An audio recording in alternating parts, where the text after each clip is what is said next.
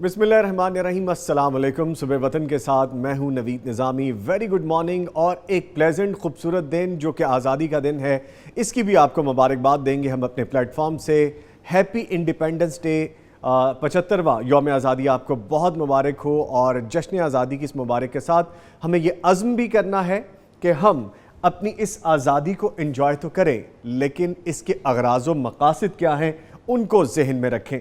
आगाज़ करते हैं अपने इस जश्न आज़ादी के दिन का। ख़ास तौर पर इसकी गुफ्तगू हम करेंगे कि आज का हमारा प्रोग्राम यौम आज़ादी स्पेशल है और हम डेडिकेट करते हैं उन तमाम शोहदा को, उन तमाम हमारे पाकिस्तानी बहन भाइयों, बच्चों, बड़ों, बुज़ुर्गों को कि जिन्होंने अपनी जानों का नजराना दिया, हमारे उन जवानों को जो सरहदों पे हमारे इस मुल्क की रखवाली करते हैं और हिफाजत करते हैं और हमें सुख की, आराम की नींद सोने का मौका मिलता है। उन तमाम कानून नाफिज करने वाले इदारों को जो कि हमारी हिफाजत के ज़िम्मेदार हैं, और उन टीचर्स को जो हमारी आने वाली नस्लों को हमें एजुकेट करते हैं, उन वालिदैन को जिन्होंने हमें खिला पिला के परवान चढ़ाया, तरबियत करके एक कारामद शहरी बनाया, उन लोगों को, उन बड़ों को, उन आस पास वालों को जिन्होंने हमें किसी ना किसी तरह से इस मुल्क में कारामद शहरी बनने के मौके फराहम किए, उन ऑर्गेनाइजेशंस को हम सल्यूट करेंगे, ट्रिब्यूट करेंगे, उनको खराज तहसीन पेश करेंगे, उनके नाम करेंगे अपना प्रोग्राम कि जो मुल्क और मुहिब्बे वतन होने का सबूत देते हैं, अपने मुल्क के लिए मोहब्बत का इजहार करते हैं और अपना हिस्सा डालते हैं। जैसे कि हम आज का प्रोग्राम डेडिकेट कर रहे हैं यौम आज़ादी स्पेशल के हवाले से। हमारा प्यारा वतन इस्लामी जमहूरिया पाकिस्तान 14 अगस्त 1947 जो कि मुताबिक 27 रमज़ान मुबारक 1366 हिजरी को मारिज़ वजूद में आया है। अल्लाह ताला इसकी हिफाजत फरमाए, आमीन या रब्बुल आलमीन। दुश्मनों की मैली नज़र से महफूज रखे और हमें इस अजीम नेमत की हकीकी कद्र करने की तौफीक अता फरमाए। इसके साथ क़याम पाकिस्तान का जो मकसद था वो मैं ज़रा आपको रिवाइव करता चलूँ। वैसे तो हम हर पाकिस्तानी जहन में रखते हैं इसके पस मंज़र को, लेकिन हम वक्त के साथ साथ भूल जाते हैं और जो करने वाले काम है वो हम नहीं करते। पाकिस्तान का क़याम सिर्फ ज़मीन का टुकड़ा हासिल करने के लिए नहीं किया गया, बल्कि इसका मकसद एक ऐसी आज़ाद रियासत था जहाँ मुसलमान अपने अल्लाह और उसके हबीब सल्लल्लाहु अलैहि वसल्लम की तालीमात की रोशनी में पुरअमन ज़िंदगी गुजार सकें। क़याम पाकिस्तान के वक्त हर तरफ एक ही नारा था और वो आपको पता है कि वो नारा क्या था कि पाकिस्तान का मतलब क्या, ला इलाहा इल्लल्लाह। लेकिन अफसोस कि आज मुसलमान अपने प्यारे वतन पाकिस्तान के क़याम का मकसद नज़रअंदाज किए बैठे हैं। जिस वतन को आज़ादी से इबादत करने के लिए हमने हासिल किया था, हमारे बड़ों ने कुर्बानियाँ दी थी, उसके रहने वाले अल्लाह और रसूल सल्लल्लाहु अलैहि वसल्लम के अहकामात की नाफरमानी करते हम घबराते नहीं।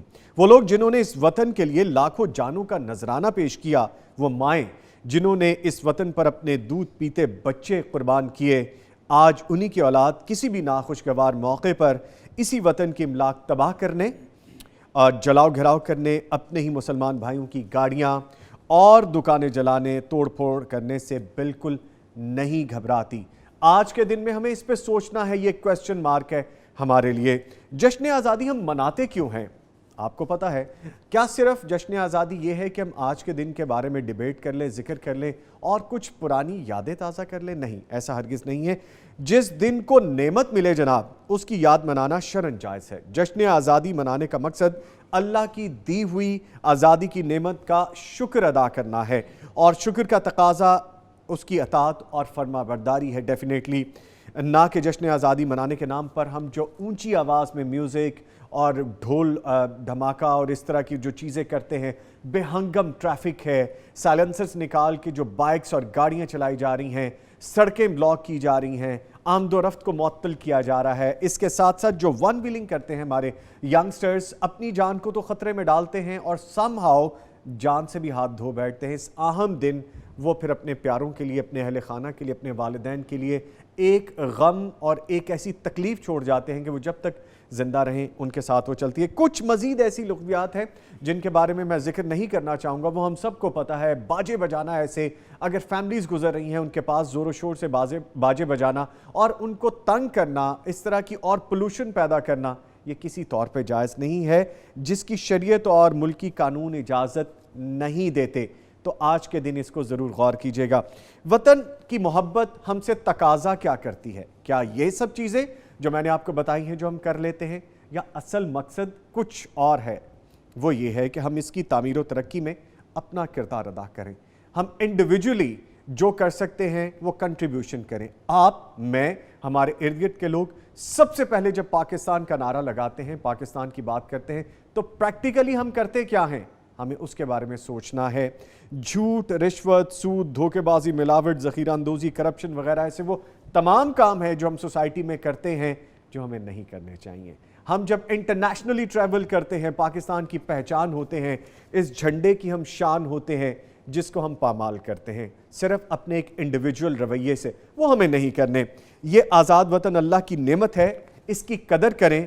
اور آپ کی اور میری ہمیشہ دلی یہ آرزو اور دعا رہتی ہے، سب سے پہلے پاکستان، پاکستان پائندہ باد. اللہ تعالیٰ رہتی دنیا تک اس کو قائم رکھے اور ہمیں یہ ہمت و حوصلہ دے اور اتنی عقل دے کہ ہم پریکٹیکلی انڈیویجولی اپنی ذات سے شروع کریں اور اپنے ملک کے لیے بھی کچھ کریں. سارا دن ہم پیسہ کماتے ہیں، کام کاج کرتے ہیں، کسی نہ کسی چیز میں مصروف رہتے ہیں. دن میں کوئی ایک ایسا کام ہم کرتے ہیں جو صرف ہمارے ملک کے لیے ہو. اس سوچ کے ساتھ میں اپنے پروگرام کا آغاز کروں گا. آپ کو پتہ ہے کہ ہمارا فارمیٹ کیا ہوتا ہے. تلاوت قرآن کریم سے آغاز کیا جاتا ہے، وظائف بھی ہم شامل کرتے ہیں اور پھر دعائیں، اور پھر اس کے ساتھ ساتھ ایسی چیزیں ہم نے ایڈ کرنی شروع کر دی ہیں جو کم وقت میں زیادہ سے زیادہ ہمیں ثواب حاصل کرنے کے مواقع فراہم کرتی ہیں. آپ کے جو سوالات ہیں ان کے جوابات پیش کیے جائیں گے. آج کی بات میں یوم آزادی اسپیشل کے حوالے سے ہم ڈسکشن کریں گے، حمد و نعت شامل کیے جائیں گے، اور جادو جنات کے جو سوالات آپ نے ہمیں لکھ بھیجے ہیں ان کے جوابات پیش کیے جائیں گے. معزز مہمانوں کی جانب بڑھتا ہوں جو اسٹوڈیوز میں ہمارے ساتھ موجود ہیں. سب سے پہلے میں تعارف کرواؤں گا قاری احمد یار حقانی صاحب کا، جو کہ معروف قاری ہیں. سر السلام علیکم.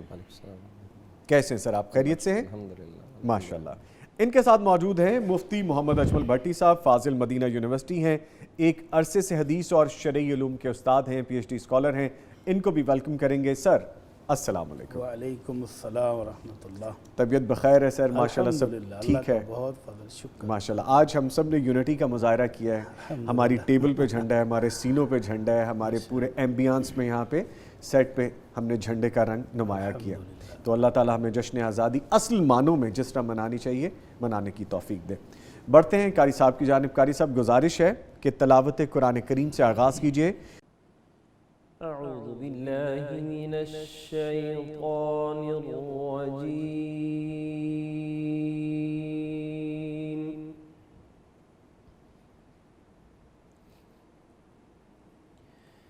بسم اللہ الرحمن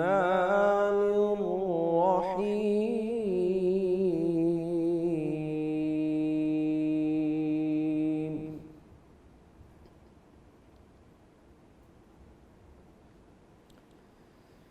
فلا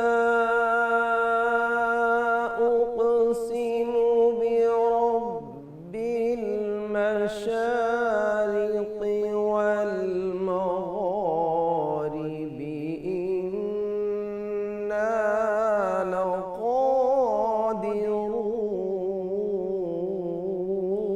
لقادرون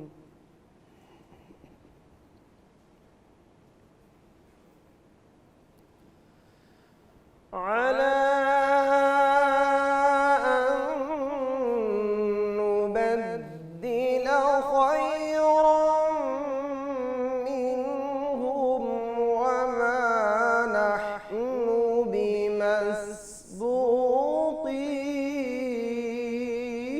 بمسبوقين.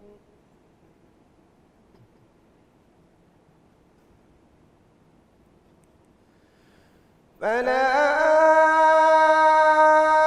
أقسم برب المشارق والمغارب إنا لقادرون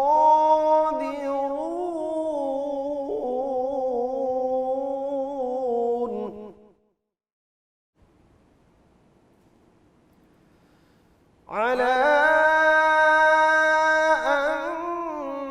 نبدل خيرا منهم وما نحن بمسبوقين.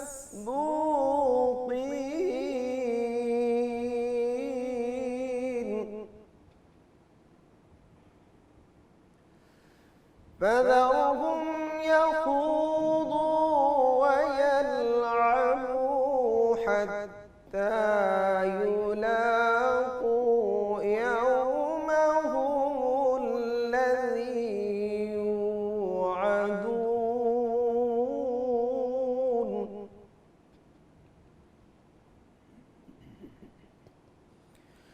يوم يخرجون من الأجداث سراعا كأنهم إلى نصب يوفضون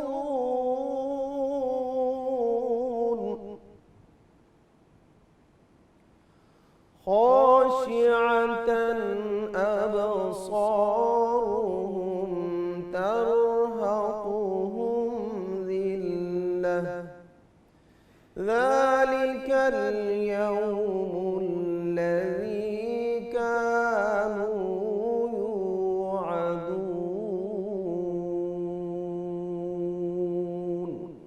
صدق الله العظيم माशाल्लाह, जज़ाकल्लाह कारी साहब, अल्लाह ताला आपको जज़ाए खैर अता फरमाए। बड़ी साहब, बात तो वज़ाइफ से आगे बढ़ चुकी है, आज माशाल्लाह आप हमें क्या बताने वाले हैं? बिस्मिल्लाहिर्रहमानिर्रहीम, अल्हम्दुलिल्लाहि रब्बिल आलमीन, वस्सलातु वस्सलामु अला अशरफिल अंबिया वल मुरसलीन, अम्मा बाद। निज़ामी साहब, आप आज़ादी की मुबारकें दे रहे हैं, और अभी जब मैं आज आ रहा था तो कुछ सवालात रास्ते में मुझसे पूछे गए। अजीब किस्म की उलझने हैं, अजीब व गरीब किस्म की लोग बंदिश महसूस करते हैं। एक ख़तून कहने लगी जी मुझे बेटी के रिश्ता दरकार है, और पहले बहुत सारे रिश्ते आ रहे थे, अब नहीं आ रहे। अब किसी ने शक डाल दिया कि आप पर और आपकी वालदा पर किसी ने जादू कर दिया।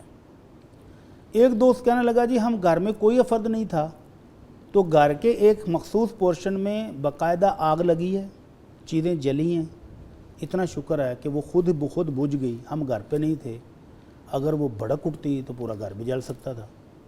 अब ये भी एक टेंशन है कि ये आग कैसे लग गई, क्यों लग गई। एक ख़तून पूछने लगी कि उनके घर में गुर्बत के डेरे हैं, और बावजूद इसके कि वो अफराद कामकाज कर रहे हैं बाकायदा, लेकिन हालात बदलने का नाम ही नहीं लेते। अब इन तमाम लोगों को शक किस बात का है कि जादू हो गया है, किसी ने बंदिश डाल दी है, किसी ने ये कर दिया वो कर दिया। तो अल्लाह करे हम इन बंदिशों से भी आज़ाद हो जाएं और आज़ाद ज़िंदगी गुजारें, और अल्लाह की रहमतों वाली और नेमतों वाली ज़िंदगी हमें मुयस्सर हो, आमीन। तो नबी रहमत सल्लल्लाहु अलैहि वसल्लम का एक खूबसूरत वजीफ़ा इन बंदिशों को दूर करने का। पहली बात तो ये हमारे नाज़रीन को ज़हन में रखनी चाहिए कि हर बंदा जिसको कोई तकलीफ़ है, कोई परेशानी, कोई मुश्किल, कोई रिज़्क़ में कमी, तो उस पर जादू ही नहीं होता। ये ऐसे खामखा ज़हन ना बना लें कि मुझ पर जादू ही है। तो पहले तो ये ज़हन से निकाल दें, उसके बाद अगर वाकई कोई प्रॉब्लम है तो नबी रहमत सल्लल्लाहु अलैहि वसल्लम का ये खूबसूरत वजीफ़ा करें, ये दुआ पढ़ें, तो इंशाअल्लाह इससे उसका इलाज हो जाएगा।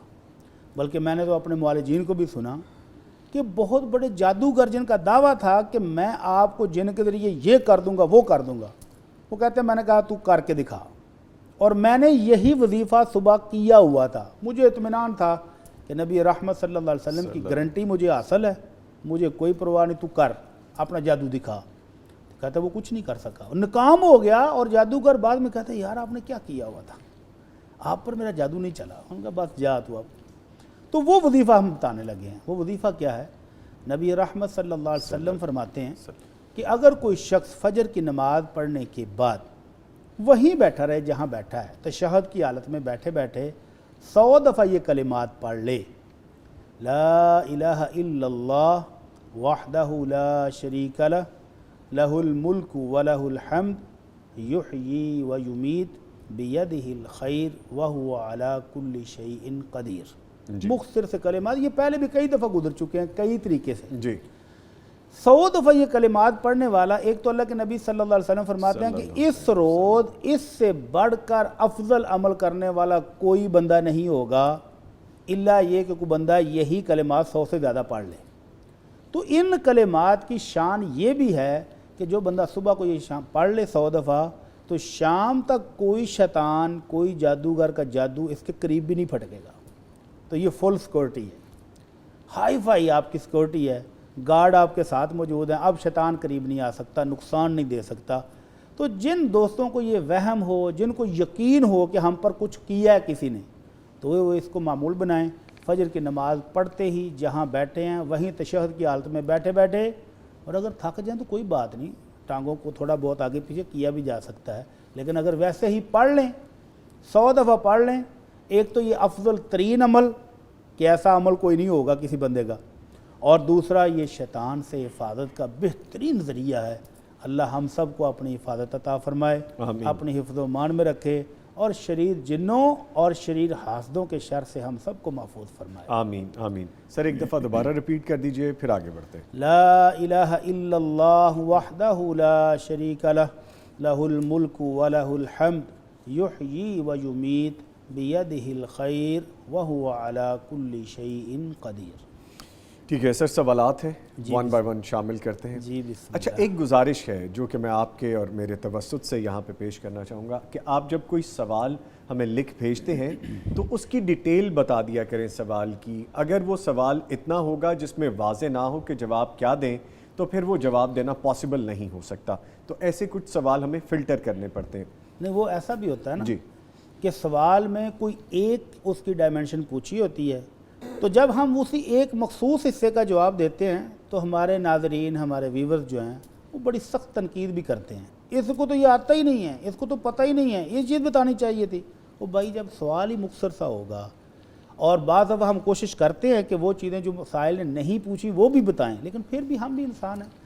4-5 اس کی چیزیں بنتی تھیں, ہم نے 3 بیان کر دیں, 2 بیان کر دیں, اور وقت کی قلت کے باعث باقی رہ گئیں, تو پھر اس پر جو تنقید ہوتی ہے کانوں کو ہاتھ لگائے. اللہ تعالیٰ ہمارے حال پہ رحم فرمائے. تو یہ مشورہ جو آپ نے دیا یہ بہت اچھا ہے کہ سوال کو ڈیٹیل کے ساتھ بتائیں. اس کو ہمارے ریسرچر بھائی جو ہیں وہ اس کو مختصر خود کر لیں گے, خود فلٹر کر لیں تو گے. لیکن آپ اپنی طرف سے جب سوال بھیجیں تو اس کی تفصیل بتا دیا کریں. ٹھیک ہے, اور ہماری عزت افزائی ضرور کریں لیکن پازیٹیو وے میں, ایسی نیگیٹو نہ ہو کہ جس کے بعد بندہ کہتا ہے کہ یار یہ تو کچھ لمٹ سے زیادہ ہی باہر ہو گیا. لمٹ سے مطلب بیہودہ ترین گالیاں دینا, یہ تو کوئی طریقہ نہیں ہے, یہ مناسب نہیں. ٹھیک ہے سر, سوال شامل کرتے ہیں کہ کیا کسی ایک کام کے لیے متعدد بار استخارہ ہو سکتا ہے؟ جی, استخارے کا مطلب کیا ہے کہ اپنے اللہ سے تعلق جوڑنا ہے, رجوع کرنا ہے, اپنے رب سے خیر طلب کرنی ہے کہ اللہ تیرا علم کامل ہے, تو علم غیب جانتا ہے, تو ساری قدرت کا مالک ہے, سارے خزانوں کا مالک ہے, میں تیرا فقیر تیرے ساتھ رابطہ کر کے پوچھ رہا ہوں کہ اللہ اگر یہ کام میرے حق میں بہتر ہے, شاندار ہے, تو میرے مقدر میں کر دے, میرے لیے آسان کر دے, مجھے یہ حاصل ہو جائے. اگر یہ چیز جو میں کرنے جا رہا ہوں یہ میرے لیے دین میں, میری دنیا میں, میری معاشرت میں, میری معیشت میں, میرے گھر والوں کے لیے اگر بہتر ہے تو اللہ اپنی رحمت سے عطا کر دے, میرے نصیب میں کر دے, میرے لیے آسان کر دے. اور اگر یہ نقصان دے تو اس کو دور کر دے, مجھ تک یہ پہنچے ہی نہیں, میں اس کو حاصل کر ہی نہ پاؤں, اور اللہ جہاں تو نے خیر رکھی ہے مجھے وہ خیر و برکت عطا فرما دے. یہ مشورہ ہے, یہ اپنے رب سے ایک التجا ہے, دعا ہے. تو اس کو 2 بار کریں, 3 بار کریں, کیا حرج ہے. ٹھیک ہے, ہمارے ہاں جو کنسیپٹ بن گیا نا وہ یہ ہے کہ کسی اچھے بزرگ سے ہم استخارہ کروائیں گے, وہ رات کو کر کے سو جائیں گے, خواب میں ان کو جو کچھ تفصیلات دکھائی جائیں گی وہ صبح آ کر بتائیں گے اور اپنی فیس وصول کریں گے. تو یہ سارا بزنس ہے, اس سے بچنا چاہیے. استخارہ خود کرے وہ شخص جو کام کرنے جا رہا ہے, اور بالکل سونے کے بعد خواب آنا یہ کسی بھی شریعت سے ثابت نہیں ہے. یہ ایسے لوگوں نے اپنے پاس سے باتیں بنائی ہیں. استخارہ کیا ہے کہ آپ پوری پلاننگ کر کے, سوچ بچار کر کے, غور و فکر کر کے کام کرنے لگے ہیں, تو اللہ سے بھی مشورہ لے رہے ہیں, اللہ سے بھی خیر مانگ رہے ہیں, دعا کر لی ہے. اب اگر آپ کا دل مطمئن ہے تو کر لیں, اور رزلٹ اللہ پر چھوڑ دیں. آپ نے اللہ سے دعا پہلے کی ہوئی ہے, مطمئن رہیں کہ انشاءاللہ جو میرے حق میں بہتر ہوگا وہی ہوگا. تو اللہ پر چھوڑ کے معاملہ, رزلٹ کے بے فکر ہو کے تو وہ کر گزریں. اور اگر آپ باوجود استخارہ کرنے کے ابھی متردد ہیں, دل مان نہیں رہا, 2 قدم آگے جاتے ہیں تو 4 پیچھے کو آتے ہیں, تو چھوڑ دیں اس کو, یا دوسری مرتبہ استخارہ کریں, تیسری مرتبہ کریں, چوتھی مرتبہ کریں.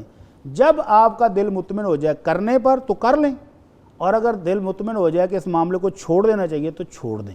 لیکن خواب کا انتظار نہیں کریں کہ خواب میں آپ کو اشارہ ملے گا, کوئی بزرگ خواب میں آ کر بتائے گا کہ یہ بہت اچھا ہے, کر لو. بڑی صاحب جیسے آپ بتا رہے ہیں تو خوابیدہ باتیں ہو گئی نا, کہ آپ نے 2 نفل پڑھے, حاجت کی, آپ نے اللہ سے دعا کی, آپ پھر باقاعدہ سوئے, نیند آئے نہ آئے وہ ایک علیحدہ معاملہ ہے. پھر آپ کو نہیں, میں آپ کو بتا رہا ہوں جو کانسیپٹ بن گیا, پھر آپ کو خواب آئے گا, ایسا معاملہ نہیں ہے. بالکل بھی. سیکنڈلی کیا یہ جائز ہے, ذرا یہ بھی تھوڑی تعلیم فرمائیے گا کہ کیا آپ کسی جیسا ہم کہہ رہے ہیں کہ نیک شخصیت کو, بزرگ کو, کسی بڑے کو کہتے ہیں کہ ہمارے کام میں آپ استخارہ کرتے ہیں, کیا یہ جائز ہے؟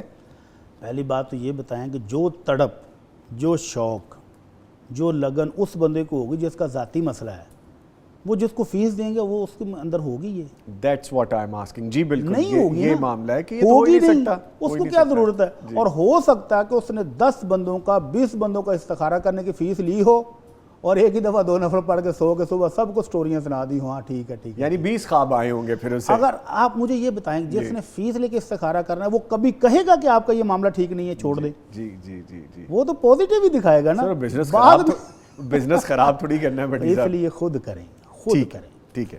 اگلا سوال ہے سر, کیا فرشتوں کو بھی کھانے پینے اور سونے کی ضرورت پڑتی ہے؟ اللہ اکبر. فرشتے اللہ تعالیٰ کی ایک ایسی مخلوق ہیں جن کو اللہ رب العزت نے صرف اپنی عبادت اور اپنے جو ان کی ذمہ داریاں دی ہیں ان کے لیے پیدا کیا ہے. تو فرشتوں نے جب آدم علیہ السلام کو پیدا کیا جانا تھا تو اس وقت بھی جو بات کی وہ کیا تھی؟ وَنَحْنُ نُسَبِّحُ بِحَمْدِكَ وَنُقَدِّسُ لَكَ. اللہ تیری تسبیحات, تیری بڑائی اور بزرگی بیان کرنے کے لیے ہم کافی ہیں. اور پھر اللہ تعالیٰ دوسری جگہ پر فرماتے ہیں لا یعصون اللہ ما امرہم ویفعلون ما یؤمرون. یہ جو میرے فرشتے ہیں ایک تو نافرمانی نہیں کرتے اور دوسرا جو ان کو حکم دیا جاتا ہے وہ کرتے ہیں. تو ان کی ڈیوٹیاں لگی ہوئی ہیں. جبرائیل انبیاء کرام کے پاس وحی لے کر آتے تھے, سب فرشتوں کے سردار ہیں, سب کو ہینڈل کر رہے ہیں. کسی کی بارش پر ڈیوٹی ہے, کسی کی انسانوں پر حفاظت کی, جو بھی وظیفہ بتا رہے ہیں تو فرشتے حفاظت کے لیے اللہ بھیج دیتا ہے. کچھ ہمارے نامہ مال لکھ رہے ہیں, کچھ کاؤنٹ کر رہے ہیں, ہر چیز کا ریکارڈ لے کے جا رہے ہیں, لے کے آ رہے ہیں. تو سب کی ڈیوٹیاں لگی ہوئی ہیں. ان کے اندر کھانے پینے, سونے, اولاد, گھر, یہ ساری چیزوں سے اللہ نے اس مخلوق کو آزاد رکھا ہے. اور قرآن مجید میں ایک واقعہ بھی آپ نے پڑھا, ابراہیم علیہ السلام کے پاس فرشتے آئے جی, اور وہ سمجھے کہ یہ میرے مہمان آ گئے ہیں, بھاگے, بچڑا بھون کر لائے, آگے رکھا تو وہ کھا نہیں رہے. فَلَمَّا رَأَىٰ أَيْدِيَهُمْ لَا تَصِلُ إِلَيْهِ. جب انہوں نے دیکھا کہ یہ میرے معزز مہمان کھانا کیوں نہیں کھا رہے تو اندر ہی اندر ڈرنے لگ گئے کہ یہ کوئی خطرناک منصوبے پر آئے ہیں. مہمان ہے تو پھر کھانا کھانا چاہیے ان کو, اور جو مہمان ہو اور کھانا نہیں کھائے تو اس کا مطلب ہے کہ یہ اچھی نیت سے نہیں آئے, تو ڈر گئے. تو ان کے اس ڈر سے بھی مفسرین نے جتنی بھی تفسیر کی ہے وہ سب یہی کہہ رہے ہیں کہ فرشتوں کا کھانا کھاتے ہی نہیں ہے, تو ان کے سامنے جو رکھا ان کو ضرورت ہی نہیں تھی.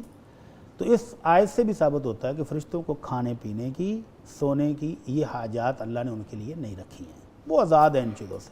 وہ صرف اللہ کا ذکر اور جو ڈیوٹیاں لگائی گئی ہیں وہ ڈیوٹیاں سر انجام دے رہے ہیں. ٹھیک ہے, وہ برہ ہیں, وہ بالکل ان چیزوں سے ان کو طلب نہیں ہے, ایسا جسم ہی نہیں ان کو اللہ نے یہ ڈیفالٹ میں نہیں رکھا. کھانا پینا, سونا, جاگنا, خواہش کرنا, وہ صرف عبادت کے لیے, یا وہ ڈیوٹی جو ان کی جو ڈیوٹیاں لگائی ہیں وہ بھی عبادت ہی ہے ان کی. ٹھیک ہے, ٹھیک کہ ہے, اللہ کی فرما برداری میں لگے ہوئے ہیں دن رات. ٹھیک ہے. اچھا سر, ایک کویسچن آگے جو پوچھا جا رہا ہے وہ یہ ہے کہ اللہ کے اس فرمان کا کیا مطلب ہے کہ میری آیات کو کم معاوضے کے بدلے مت بیچو؟ زیادہ لے لینا چاہیے. سر اب یہ مجھے نہیں پتا, مفتی آپ ہیں, آپ نے بتانا ہے. یہ پاکستان کے اندر ہر قسم کے ماشاءاللہ لوگ موجود ہیں. اسی آیت کو پڑھ کر جی ایک حضرت صاحب بڑا کہکا لگا کے کہتے ہیں دیکھو اللہ نے کہا ہے کہ میری آیتوں کے بدلے کم معاوضہ لینے والوں کا یہ برا انجام ہوگا, تو زیادہ لے لیا کرو, جب بھی لو زیادہ لو. تو یہ بالکل قرآن مجید کی توہین ہے. اللہ رب العزت نے ان آیات کے اندر ان مفتیوں کا, ان علماء کا, ان یہودی علماء کا ذکر کیا ہے جو اللہ تعالیٰ کے کلام کے بدلے میں لوگوں کو دھوکہ دے کے فراڈ کر کے ان سے پیسے بٹورتے تھے. بیسیکلی کانسیپٹ تھا یہ موجود تھا. جی جی, یہ موجود تھا کہ لوگوں کی مرضی کے مطابق ان کو مسئلہ بتائیں, ان کی مرضی کے مطابق ان کو فتویٰ دیں اور ان سے نذرانے وصول کریں. تو یہ دنیا کا مال اگر کروڑوں اربوں روپے بھی وصول کیا جائے تو آخرت کے مقابلے میں پھر بھی یہ قلیل ہے, کیونکہ یہ فنا ہو جانا ہے, ختم ہو جانا ہے. تو اللہ رب العزت نے اس لحاظ سے کہا کہ یہ تھوڑا ہے, جتنا بھی لے لو گے تھوڑا ہے. اور یہ یہودیوں کی بہت بری عادت تھی فتویٰ فروشی کی, کہ جو بندہ آیا ہے اس کی مرضی کے مطابق فتویٰ دے گے اور کہنا کہ یہ تو اللہ کی کتاب میں موجود ہے. تو اللہ رب العزت نے فرمایا فویل لہم, ان کے لیے بربادی اور ہلاکت ہے کہ جو یہ لکھ کر پھر شو کرتے ہیں کہ یہ اللہ کی کتاب میں سے. جی. اور اللہ رب العزت نے ایک اور جگہ پر بھی ان کو بہت ڈانٹ پلائی ہے کہ جو لوگ یہ فتوے فروش اللہ کے دین کو بگاڑتے ہیں, اپنی مرضی کے فتوے دے کے پیسے بٹورتے ہیں, تو قیامت والے دن اللہ رب العزت نہ ان سے بات کریں گے, نہ ان کی طرف نظر رحمت سے دیکھیں گے, نہ ان کو گناہوں سے پاک کریں گے, اور ان کے لیے بڑا دردناک عذاب تیار ہے. اللہ اکبر, اللہ اکبر. تو یہ ان لوگوں کے بارے میں ہے جو اس طرح لوگوں کو دھوکہ دے کے فراڈ کر کے تو کمائیاں کرتے ہیں, جس ابھی ہم پہلے جی کوسچن جیسے میں ابھی ذکر کر بھی رہے تھے. جی. تو اللہ کے رسول صلی اللہ علیہ وسلم کے پاس بھی ایک کیس آیا نا, یہودی لڑکے اور لڑکی نے بدکاری کر لی, تو اب وہ یہودیوں نے فتویٰ یہ دیا کہ ان کو تھوڑا بہت بے عزت کرو, منہ کالا کر کے چکر لگوا دو شہر کے, اور بس ٹھیک ہے. تو عبداللہ بن سلام رضی اللہ تعالیٰ عنہ اس وقت تک یہودی تھے اور مسلمان ہو چکے تھے. تو انہوں نے کہا اللہ کے رسول یہ ہماری کتاب میں ایسی سزا نہیں ہے, ہماری کتاب میں بھی لکھا ہوا ہے کہ اگر یہ شادی شدہ ہوں تو ان کو رجم کیا جائے گا, پتھر مار مار کے ان کو ختم کیا جائے گا, یہ جھوٹ بول رہے ہیں. تو آپ نے پوچھا تمہاری کتاب میں کیا لکھا ہے؟ کہنے لگے جی ہماری کتاب میں بس یہی ہے کہ تھوڑا بہت ڈانٹ ڈپٹ اور تھوڑا سا ان کو ذلیل و خوار کریں گے, کوئی 2-4 کوڑے لگائیں گے اور بس. تو حضرت عبداللہ بن سلام کہتے ہیں ان سے کہیں کہ آپ اپنی کتاب لے کر آئیں. کتاب لے کر آئے, اللہ کے نبی کے سامنے پڑھ رہے ہیں, تو پھر بھی فراڈ کہ جہاں یہ مسئلہ لکھا ہوا اس کے اوپر ہاتھ, اور اس کے اوپر سے بھی پڑھ دیا, نیچے سے بھی پڑھ دیا, اور جہاں اصل مسئلہ تھا وہ حضرت عبداللہ بن سلام کہتے ہیں اللہ کے رسول نے ان سے کہیں ہاتھ اٹھا کے جو ہاتھ کے نیچے بارہ تھا وہ پڑھیں. تو وہاں پر بھی یہی مسئلہ موجود تھا کہ جو شادی شدہ ہو کر یہ جرم کرے تو اس کو رجم کریں گے. تو یہ فیس بٹورتے تھے, کسی سے بکریاں لے لیں, کسی سے درہم لے لیے, کسی سے دینار لے لی, اور ان کی مرضی کے مطابق فتویٰ دے دیا. جی. جبکہ مسلمان ماشاء اللہ, اللہ تعالیٰ برکت دے علماء ربانی کو, وہ سخت ترین سزائیں لے لیتے ہیں لیکن اللہ کے دین کے بدلے لوگوں سے مال نہیں بٹورتے. امام مالک رحمہ اللہ, بادشاہ وقت نے ان سے یہ فتویٰ مانگا کہ وہ کسی خاتون سے شادی کرنا چاہتے ہیں اور وہ شادی شدہ ہے, تو اس کے خاوند سے زبردستی طلاق دلوا کے تو کیا بادشاہ وقت شادی کر سکتا ہے؟ بہت سارے کمزور لوگوں نے فتویٰ دے دیا جو ڈر گئے حکومت سے یا پیسے لے لیے, کچھ بھی تھا. تو امام مالک نے کہا نہیں جائز. تو بادشاہ کے حکم پر امام مالک کو بہت پیٹا گیا, اور ان کو وہ شہر کے اندر مجرموں کی طرح چکر بھی لگوائے گئے, اور پھر ان سے کہا گیا کہ لوگوں کو بتاؤ کہ تمہیں یہ کیوں چکر لگوائے جا رہے ہیں. تو امام مالک اس سواری کے اوپر بیٹھے بیٹھے لوگوں کو کہتے تھے میں یعرفنی فقد یعرفنی, جو مجھے جانتا ہے وہ جانتا ہے, تو جس کو نہیں پتا انا مالک بن انس, وہ جان لے کہ میں مدینے کا عالم ربانی مالک بن انس ہوں. اور مجھے یہ سزا اس لیے مل رہی ہے کہ میں کہتا ہوں طلاق المکرہ لیس بشیء, کہ زبردستی کی دی ہوئی طلاق یہ طلاق ہوتی ہی نہیں ہے, بادشاہ جتنے مرضی فتوے لے لے. تو یہ آیت جو کسی نے سوال پوچھا ہے وہ ان لوگوں کے بارے میں ہے جو لوگوں کی من مرضی کی تفصیل بیان کریں, دین میں اپنے پاس سے چیزیں شامل کر کے, یا جو ہیں وہ چھپا کے اور لوگوں سے نذرانے, ہدیہ اور تحائف وصول کرتے ہیں. تو یہ آیت ان کے لیے ہے کہ ان کے لیے قیامت والے دن بہت دردناک عذاب بھی ہے, اللہ کی نظر رحمت سے محروم بھی ہوں گے, اللہ ان سے بات بھی نہیں کریں گے. تو اتنی سخت سزا یہ فتویٰ فروشی پر ہے. ٹھیک ہے سر. آگے ایک کوسچن پوچھا گیا ہے, مجھے ایک حدیث شریف کا مطلب معلوم کرنا ہے کہ نبی کریم صلی اللہ علیہ وآلہ وسلم نے فرمایا ایک بے میں 2 بے جائز نہیں ہے, اس کی وضاحت کر دیں جزاکم اللہ خیرہ. سب سے پہلے تو بے کے بارے میں بتا دیں, بہت سے ناظرین سامعین کو شاید پتہ نہ ہو. بے کا مطلب سودا, جی, تجارت, لین دین, کاروبار, بزنس. ٹھیک ہے, آپ کو چیز خریدتے ہیں جو بیچتے ہیں تو یہ بے ہے. تو اس کے بارے میں محدثین نے 3 معروف تفسیریں اس کی ہیں. یہ حدیث بہت مارکۃ الآراء حدیثوں میں سے ہے, اس کی بڑی ڈیٹیل ہے. تو محدثین کرام نے جو تفسیریں اس کی بیان کی ہیں ان میں سے آسان 3 ہیں. پہلی یہ ہے کہ جس طرح ہمارے ہاں قسطوں کا کاروبار ہے کہ نقد میں ایک چیز آپ کو 10,000 میں مل رہی ہے اور وہی چیز اگر آپ قسطوں پر لیں گے تو آپ کو 15,000 میں مل رہی ہے. بظاہر لگ رہا ہے یار یہ بہت پیسے زیادہ لے رہا ہے. تو یہ ہے ایک سودے میں 2 سودے, چیز ایک ہی ہے, قیمتیں اس کی 2 ہو گئی. اب یہ نجائز کب ہے؟ نجائز اس وقت ہے جب خریدار جاتا ہے, یہ دونوں قیمتیں سن کے چیز اٹھا کے گھر چلا جاتا ہے اور کوئی بھی طے نہیں کر کے جاتا کہ میں نقد میں لے کے جا رہا ہوں یا میں ادھار میں لے کے جا رہا ہوں. اب جب کچھ دنوں کے بعد پیسے دینے کے لیے حاضر ہوتا ہے تو دکاندار کہتا ہے میں نے تو آپ کو ادھار پر بیچی تھی 15,000 دو, وہ کہتا ہے نہیں میں تو نقد میں لے کر گیا تھا 10,000 لو.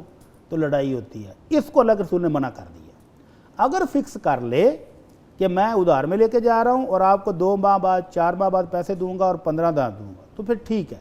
या वो कहता है मैं नकद में लेके जा रहा हूँ और अभी जाकर आपको पैसे बेचता हूँ, तो फिर ठीक है। एक तफसीर इसकी ये है।